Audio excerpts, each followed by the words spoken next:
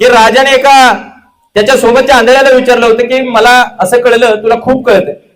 तर आंधळा म्हटला राजा मला डोळ्याने नीट दिसत सुद्धा नाही, मग मला कळत कसं असं. नाही म्हटलं तुला खूप कळतंय, सगळं गाव सांगते आंधळ लय हुशार आहे म्हणून. मग राजा मला आंधळा म्हटला तसं समज. तर राजा म्हटला चल मला घोडा बघायला जायचा. तर आंधळा म्हटला आपल्याला काय ढेकळं दिसत नाही, घोड्यातलं मी तुम्हाला काय सांगणार. नाही म्हटलं आपल्याला घोडा बघायला जायचं. मग त्याला घोडा बघायला नेला. घोडा ठरला सुद्धा. तो काटवाडी घोडा होता, आपल्या सगळ्यांना काटवाडी घोडा माहित आहे. तर तो घोडा ठरला आणि शेवटी राजाने आंधळ्याला विचारलं बाबा घोडा घेऊया का. तर आंधळ म्हटलं राजा मागापासून मी तुम्हाला सांगतोय आपल्याला त्यातलं काही दिसत सुद्धा नाही, मी कसं तुम्हाला सांगणार. तर राजा म्हटला तरी तू सांग, सगळं गाव सांगते आंधळ लय हुशार आहे. मग आंधळीनं त्या घोड्याच्या पाठीवर हात ठेवला. त्याला पाठ थोडी खरबरीत लागली, थोडा शेणाचा वास आला आणि राजाला म्हटला राजा हा घोडा घेऊ नका. राजा म्हटला तुला दिसत नाही कसं काय घेऊ नका म्हणतोस. तर राजा हे घोडं सारखं पाण्यात बसतंय म्हटलं. राजा म्हटलं तुला कसं कळलं. नाही त्या मालकाला पहिल्यांदा विचार. घोड्याच्या मालकाला विचारलं तर मालक म्हटला होय रोज पाण्यातच बसतंय म्हटलं. तर पाण्यात कशामुळे बसतंय. घोड्याचा मालक म्हटला लहानपणी याची आई वारली आणि त्याच्यानंतर दुधाच्या आशेनं ते सातत्यानं पाण्यात बसायला लागले. आंधळ्याला राजा म्हटला माझ्याकडनं तुला 10 किलो ज्वारी बक्षीस घे, पण पहिल्यांदा मला सांग तुला कसं कळलं. तर म्हटला 100% ते पाण्यात बसल्यानंतर म्हैशी गायी त्याच्या अंगावरती करामत करत असणं आणि त्याचा वास मला थोड्या वेळात आला, त्याची पाठ मला खरमरीत लागली आणि त्यावेळी मला परफेक्ट अंदाज आला की निश्चितपणाने हे घोडं पाण्यात बसत असणं. राजा खुश झाला. राजा म्हटला बरं ठीक आहे, आता उद्या माझ्या पोराला स्थळ बघायला जायचंय, माझ्यासोबत चल आणि ती पोरगी करायची का नाही सांग. अर्थात राजाच्या पोराला स्थळ बघायचंय म्हटल्यानंतर तो दुसऱ्या राजाची पोरगी बघणार. दुसऱ्या राजा दरबारामध्ये गेले, पोरगी बघितली आणि राजा आंधळ्याला म्हटला पोरगी तर चांगली आहे, सगळं ठरवायच्या तयारीत आहे मी, तू फक्त मला एक सल्ला दे की पोरगी माझ्या पोराला करायची का. तर ते आंधळे म्हटलं आपल्याला काही दिसत नाही मी कसं सांगणार. राजा म्हटला आता तुझी कुठली तरी दुसरी शक्कल लढव. नाही म्हटलं मला त्या मुलगीला जरा हात लावावा लागेल. त्या मुलगीच्या पाठीवरनं हात फिरवला आणि आंधळ पटकन राजाला म्हटलं तुमच्या कानात मला काहीतरी सांगायचं आहे. कानात राजाला सांगितलं अजिबात ही पोरगी तुमच्या पोराला करू नका म्हटलं. राजाला काही कळलं नाही, एवढं चांगलं मोठं राजघराणं आहे, एवढी चांगली पोरगी आहे, चांगली सुंदर दिसते, गोंडच दिसते, माझ्या पोराला मी करायच्या तयारीत होतो, पोरालाही पसंत होती, हे आंधळ का नाही म्हणते. तर आंधळ म्हटलं बाहेर चला तुम्हाला सांगतो. आंधळा म्हटला कदाचित या पोरीचा बाप राजा आहे, पण ही पोरगी मात्र राणीच्या पोटची नाही. ते म्हटलं तुला कसं कळलं. नाही पहिल्यांदा विचारून तर बघा म्हटला त्यांना विचारलं तर ती राणी म्हटली की होय मी काही राणी नव्हती, मी नाचणारी बाई आहे म्हटली. राजाला विशेष वाटलं आंधळ्याला कळलं कसं. आंधळ्याला बाहेर गेल्यानंतर विचारलं की सोयरी काही मी करत नाही, पण तू मला सांग तुला कळलं कसं. तर म्हटला एखाद्या खानदानी घराण्यातली सुसंस्कृत घराण्यातली बाई असती तर मुळात माझ्या हाताचा स्पर्श तिच्या अंगाला तिने करूनच घेतला नसता. शिवाय ती चालत येताना तिच्या पायातलं घुंगरू वाजलं आणि ते घुंगरू नाचगाण्या पद्धतीनं वाटलं, त्यावेळीच मी ओळखलं ही राणीच्या पोटची नाही.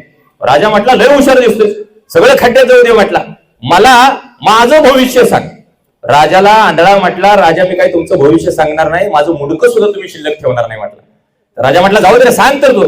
तर आंधळा म्हटला त्याचं वाक्य मी तुम्हाला जसंच्या तसं सांगू का. शाळेत आलोय मी, मला माहिती कल्पना, पण मी थोडा एक शब्द बदलतो त्याच्यात. तो आंधळा राजाला म्हटला की राजा आपल्या अखंड राज्यात तुमच्यासारखी नालायक कुठलीही व्यक्ती नाही.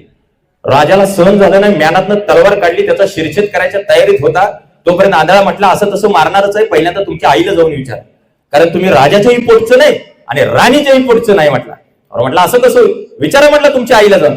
आईला जाऊन विचारलं तर आई म्हटली होय ते आंधळ म्हणते ते खरं आहे, त्या आंधळ्याला मारू नको, कारण लहानपणी माझा नवरा म्हणजे तू लहान असताना माझा नवरा वारला आणि त्यावेळी सिंहासनावर कुणीतरी वारस बसवण्याची गरज होती. तो कुठेतरी गटारीच्या कडेला पडला होता. मी शिपायांना आदेश दिला, शिपाई सगळे तिथे गेले, त्यांना हे मूल सापडलं आणि त्याला सिंहासनावर आम्ही आणून बसवला. तो राजाच्याही पोटचा नाही आणि राणीच्याही पोटचा नाही. राजा आंधळ्याजवळ आला आणि म्हटला हे बघ ही गोष्ट फक्त तुझ्यातून माझ्यात राहू दे, अख्ख्या राजाला कळायला नको की बाबा मी यांचा वारसदार नाही, पण मला सांग हे तुला कळलं कसं. तर राजाला तो म्हटला राजा पहिल्यांदा मी ज्यावेळी तुमच्या प्रश्नाचं उत्तर दिलं त्या घोड्याचं, त्यावेळी तुम्ही मला 10 किलो ज्वारी बक्षीस दिली. दुसऱ्यांदा तुमच्या पोराची मी सोयरीक मोडली त्यावेळी तुम्ही मला 20 किलो ज्वारी दिली.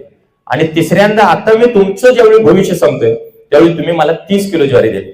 अहो राजा तुम्ही जर खरंच राजाची औलाद असता तर किलोने धान्य दिलं नसतं, टनानं दिलं असतं, बरोबर आहे का. त्यामुळे या देशातली जनता खरोखर राजा आहे हे बलगोरे नगरीतल्या तुम्ही सगळ्या दानशूर आणि दातृत्व असलेल्या लोकांनी सिद्ध केले. 5-5, 10-10 हजार रुपयाच्या देणग्या देऊन गाव उभं करणारी शाळा तुम्ही मजबूत करताय, स्ट्रॉंग करताय, सामर्थ्यशाली करताय, हे निश्चितपणाने मोठी गोष्ट आहे. आता हा किस्सा जरी तुम्हाला काल्पनिक वाटत असला तर आपल्या भागातले तुम्हाला एक कळलं पाहिजे, महाराष्ट्रामध्ये गोरगरिबांची पोरं शिकवली पाहिजेत म्हणून अनवाणी पायाने ज्यानं महाराष्ट्र पिंजून काढला होता त्या कर्मवीर भाऊराव पाटलांचा आदर्श तुमच्या माझ्या समोर. म्हणजे गलत ठोकर नावाचे महाराष्ट्रामध्ये मोठे साहित्यिक झाले, त्यांच्या मुलीचं लग्न होतं आणि त्या मुलीच्या लग्नामध्ये भाऊराव पाटील गेले होते. भाऊराव पाटलांना कळसामध्ये आंघोळ घातले आणि त्यावेळी रयत शिक्षण संस्थेची एक पद्धत होती, कुणाला मुलगा झाला तर त्यांना रयत शिक्षण संस्थेच्या नावानं पावती फाडावी, जर कुणाला विहिरीला पाणी चांगलं लागलं तर त्यांना रयत शिक्षण संस्थेच्या नावानं पावती फाडावी. एखाद्याचं लग्न ठरलं तरी त्या लग्नातला निम्मा खर्च वाचवावा आणि तो रयत शिक्षण संस्थेला द्यावा, अशा प्रकारचा प्रघात होता. आणि भाऊराव पाटील त्यावेळी गलत ठोकरांच्या मुलीच्या लग्नात गेले आणि गलत ठोकर भाऊरावांना म्हटले, भाऊराव चला उठा जरा लाडू खाऊया. भाऊराव म्हटले लाडू नको, तर म्हटले जिलेबी तरी खाऊया. ते म्हटले जिलेबी सुद्धा नको. अहो म्हटले मग तुला पाहिजे काय, तुम्हाला जे संस्थेसाठी पाकिट पाहिजे ना ते माझ्या खिशात आहे, थोड्या वेळानं सगळ्या लोकांच्या समोर मी सन्मानाने तुम्हाला देणार आहे. त्यावेळी भाऊराव म्हटले मला आज तुमचं पाकिट सुद्धा नको. ते म्हटले तुम्हाला पाहिजे तरी काय, ते म्हटले तुमचा जावई माझ्या पदरात घाला. त्या गलत ठोकळ्यांना काही कळलं ना, अख्खा 6 फूट उंचीचा ताडमाड उंचीचा जावई त्याच्या पदरात घालायचा कसा, आणि तो जावई तुम्हाला पाहिजे कशाला. त्यावेळी भाऊराव पाटील म्हटले तुमचा जावई नागपूर विद्यापीठाचा मराठीचा गोल्ड मेडलिस्ट आहे आणि मी साताऱ्याला छत्रपती शिवाजी महाराज कॉलेज सुरू केले, मला त्या ठिकाणी मराठीला प्राध्यापक पाहिजे, तुमचा जावई माझ्या पदरात घाला. आणि गोलक ठोकळ म्हटले दिला म्हणून समजा.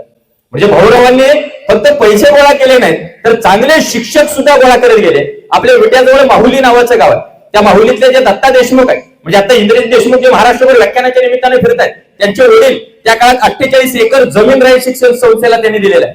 आणि त्यांचं ज्यावेळी लग्न होतं त्यावेळी लग्नामध्ये पहिल्यांदा भाऊरावांच्या अंगावरची सगळी कपडे उतरवून कळसात त्यांना आंघोळ घातले आणि आंघोळ घातल्यानंतर थोड्या वेळानं भाऊरावांनी झोळी पुढे केली आणि त्या दत्ता देशमुखांच्या भावांनी विठ्ठलराव देशमुखांनी त्यांच्या पदरामध्ये लग्नाचा सगळा पैसा, हुंडा घेतला नव्हता तर सगळा पैसा रयत शिक्षण संस्थेला दिला. आणि त्यांचं त्यावेळीच एक वाक्य आहे की भगीरथानं स्वर्गातनं गंगा पृथ्वीवर आणली असं सांगितलं जातं की कुणी बघितल्या का माहित नाही, पण कर्मवीर भाऊराव पाटील नावाच्या भगीरथानं ज्ञानगंगा महाराष्ट्रातल्या गोरगरिबांच्या झोपडीपर्यंत गेल्याचं उघड्या डोळ्यांनी आपण बघितलंय. त्यामुळे ही माझी मदत मी भाऊरावांच्या झोळीमध्ये टाकतोय. म्हणजे अशी कितीतरी माणसं त्यांनी घडवलेली आहेत. त्यांच्या संस्थेतनं IPS झाले, IAS झाले, डॉक्टर झाले, कुलगुरू झाले.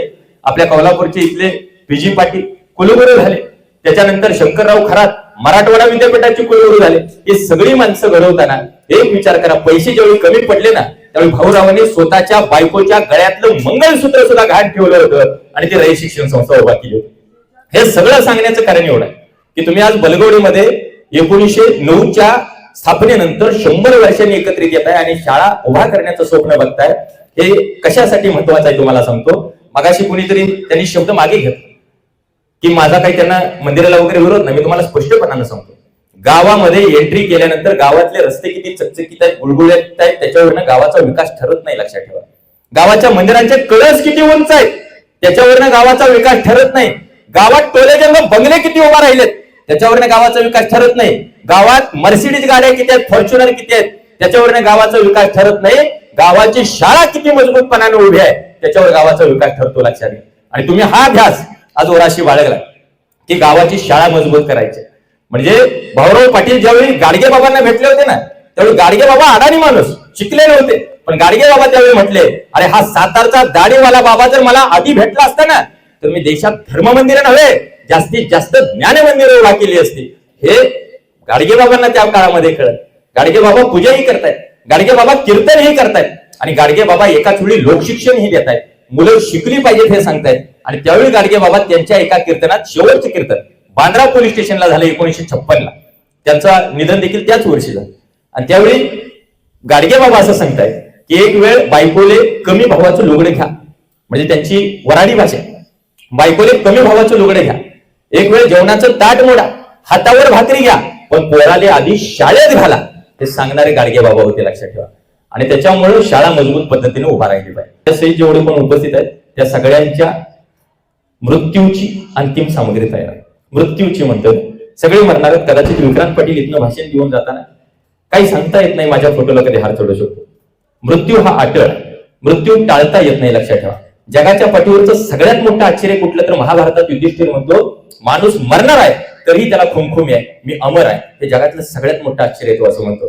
त्यामुळे मला असं वाटतं सगळ्यांच्या मृत्यूची अंतिम सामग्री तयार आहे, फक्त निरोप द्यायचा अवकाश आहे. सगळे मरणार आहेत.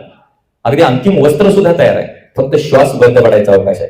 जाळणारी माणसं तयार आहेत, रडणारी माणसं तयार आहेत, खांदा द्यायला सुद्धा माणसं तयार आहेत, फक्त गेले सांगण्याचा अवकाश आहे. एकदा गेले, श्वास बंद पडला, डोळे मिटले की एका तासात सगळी तयारी होणार.